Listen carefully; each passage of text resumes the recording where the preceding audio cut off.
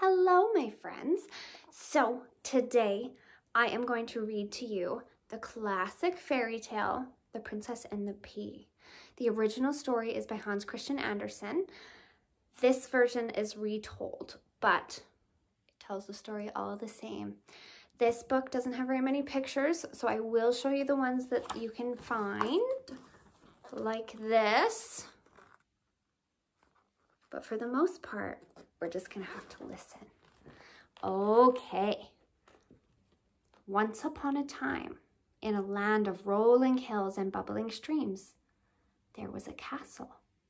The castle was many hundreds of years old, and its ancient ramparts bore the scars of countless battles lost and won. It had a great stone keep, an oak drawbridge, and a moat that swirled around it. Every turret and spire of the castle was decorated with fluttering gold flags. When the sun shone and a fair breeze blew, the waves waved and sparkled for all to see. A king and queen lived in the castle with their only son, the prince. They were good and fair rulers, and the kingdom was prosperous. Every day, crowds of villagers would cross the moat and ride into the castle grounds to sell their wares. The courtyards rang out with the sound of laughter as friends greeted one another and swapped news. The king and queen were growing old. It wouldn't be long before their son, the prince, would need to take up the throne.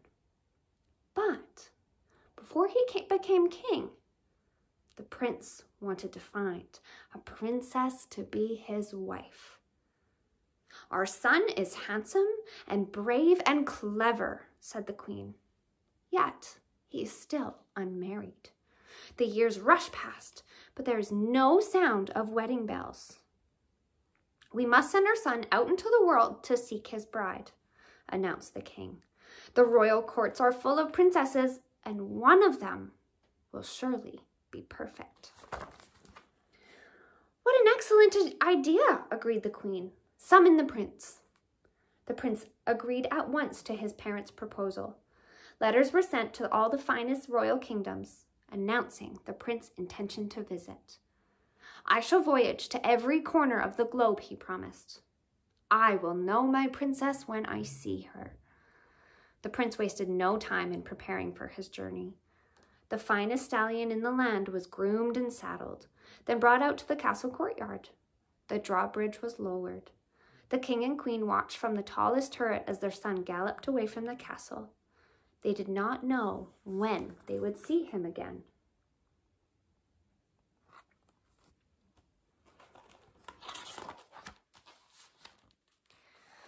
The prince was gone for many months. He traveled to the snowy peaks of the north. He explored the mysterious Orient and its palaces. He visited the desert kingdoms and feasted in the greatest citadels of Arabia. He was welcomed at many fine courts. When the prince explained his quest, his hosts hurried to present their daughters to him. Many of them were gifted and fair. Many had grand titles and wealth. Yet, not one of these, in the prince's eyes, was the princess he yearned for. When he could, the prince wrote letters home. As soon as the queen spotted a messenger riding through the valley toward the castle, she would scurry down the stairs in a fluster. "This must be it," she would exclaim.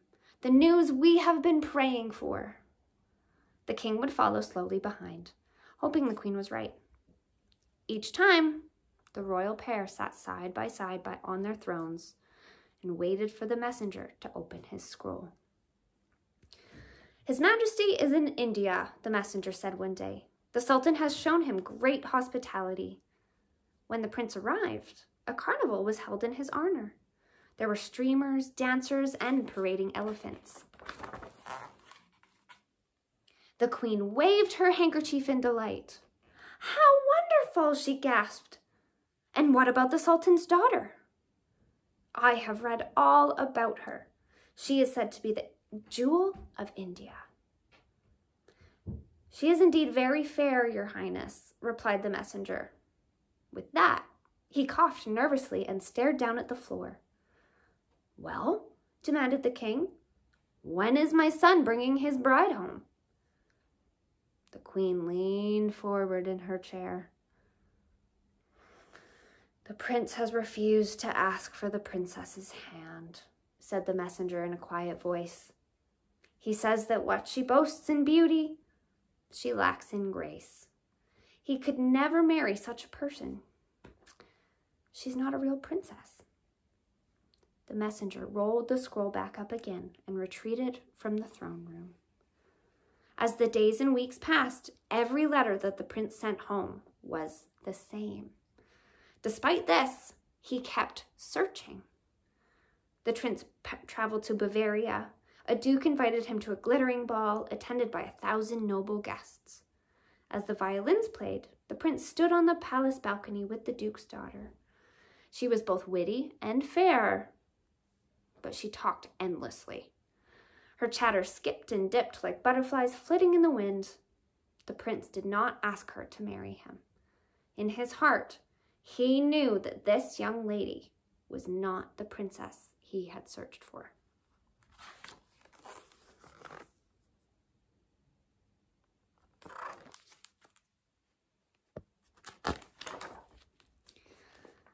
The prince rode on toward the gleaming domes and spires of Russia. The empress was thrilled when she heard of his visit, and an audience was arranged without delay. She was fabulously wealthy and had many fine palaces. Dozens of suitors had already offered their hand in marriage. Yet the prince did not make a proposal. The empress's riches had made her... I'm sorry, I got stuck on this word. Had made her haughty. She screeched at her servants and would only eat food presented on a solid gold platter.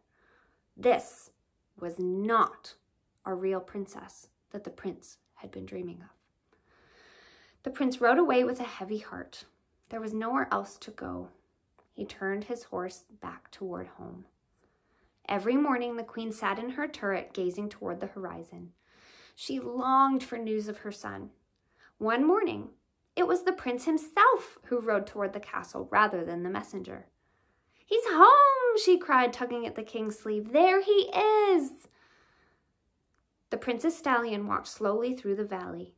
He looked up at the king and queen. Then he waved forlornly. "The prince is alone," sighed the king. "He's not met his princess." "I searched everywhere, but I couldn't find a real princess," said the prince. "And I cannot marry anyone else. I'm sorry." "Don't worry," said the king, welcoming him aside. "She'll come along one day." "We will just have to be patient," nodded the queen. And so the king and queen continued their reign. The kingdom was peaceful. There were harvests and holidays, markets and feasts.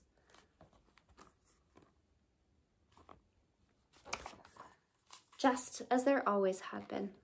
The prince gave up on his quest for a princess and devoted himself to the people. When the villagers came to the castle, he spent time talking to them and helping them with their problems. One day, dark clouds stole over the valley. Thunder rumbled in the distance. Rain lashed down. The villagers fled home to their cottages. They brought in their animals and closed their shutters and doors. A storm was on its way. The hours ticked by. A chill breeze whistled around the castle. By nightfall, it had spun itself into a terrible gale. The prince paced the castle's stone passageways, helping servants bolt gates and tie down trapdoors. "It is a fearsome night," the prince remarked, stopping to peer out a window. A jagged lightning bolt splintered the sky.